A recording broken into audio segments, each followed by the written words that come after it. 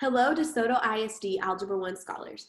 I'm Ms. Smith for those of you that don't know me, and this video is to inform you of everything you need to know about your Algebra I culminating performance assessment due at the end of the year. The performance assessment is the final project students are expected to complete and turn in to his or her teacher by May 18th. The performance assessment will receive a grade of a pass or an incomplete. Our goal is that all students receive a pass. Students may reference past videos or exercises for additional help as they go, or they may reach out to their Algebra I teacher for further direction, clarity, or feedback. Students with low technology or without technology are encouraged to pick up a packet from their school. They may contact their administrator on ways that they can submit or turn in their work, or they can have their parent email pictures, or they can submit pictures via Remind of their work done in these packets without technology. Assessments will be graded according to the grading rubric located at the bottom of your performance assessment document. Let's talk tech. Students may submit their performance assessment using Word document, PDF, or PowerPoint. If a student wishes to use a different platform or method to create their performance assessment, they may ask his or her teacher for prior approval. So if you want to get creative, just reach out to your teacher. Performance assessments can be submitted via email to his or her teacher, or students may submit their project on Schoology. Performance assessments should be emailed or submitted via Schoology by May 18th. So let's look through the questions. So the first question is just domain and range. We started domain and range back at the beginning of the year, and we reviewed it and we'll continue to review it before this is due. Question 2 involves all the characteristics that we've seen of quadratic functions. You're going to have an A, B, and a C, and these are all the things you're going to have to find. We've worked on problems over the past couple weeks that have encouraged you to find these pieces, these characteristics of a quadratic function. We've also created videos located on our YouTube channel, so if you need that link, reach out to your teacher. Question number 3. Write a summary describing the relationship between the zeros of the quadratic function and linear factors of this expression. What? The meme says, I have no idea what you're talking about. That's okay. We're gonna make a secondary video. This is kind of the overview. We're gonna make a secondary video and kind of break down exactly what each question is expecting of you and ways that you can submit it to us. Okay, so if you can't quite figure out what this is asking, we've taught it to you, but we might not have worded it this way. So check out the video to come from your teacher. Then question 4 and 5 are both word problems. Woo, word problems, right?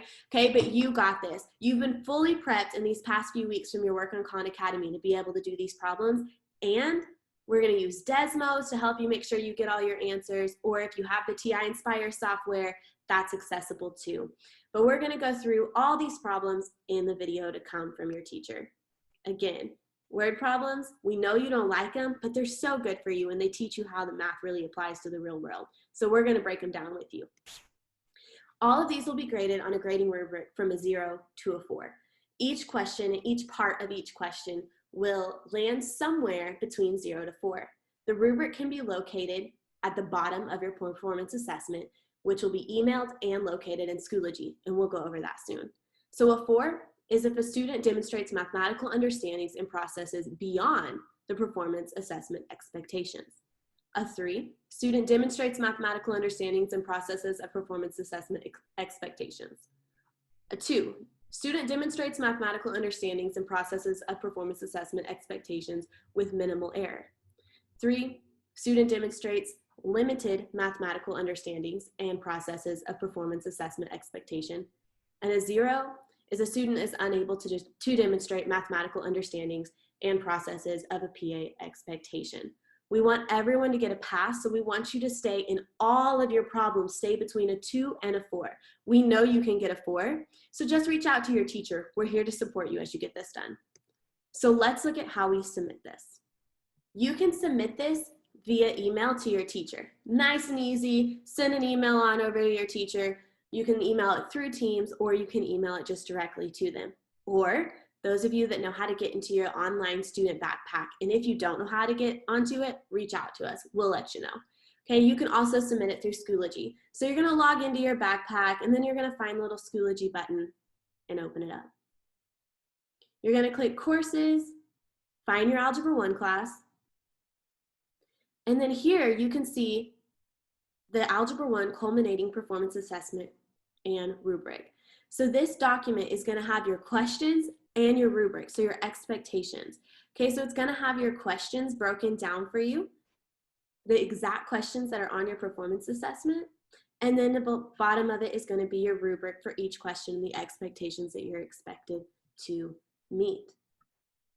Also, here in the upcoming tab, you're going to see the Algebra 1 Culminating Performance Assessment. You click that, and to submit your Word document, your PowerPoint, or your PDF, you click Submit. You're going to File, you're going to click File, and you're going to upload from there. So I hope this clears up any questions you may have on how to submit your performance assessment.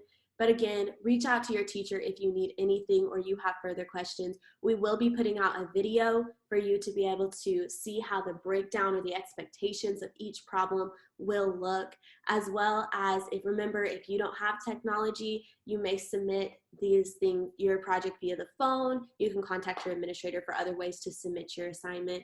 So keep an eye out on your Remind. Make sure your parents are watching their email, that you log into Schoology next week. We will be releasing all this information to you guys to begin working on it around May 6th. So we are looking forward to you guys and your success on this project and the way you're going to learn throughout this process. So we got this. We're in this together. Stay safe and keep learning.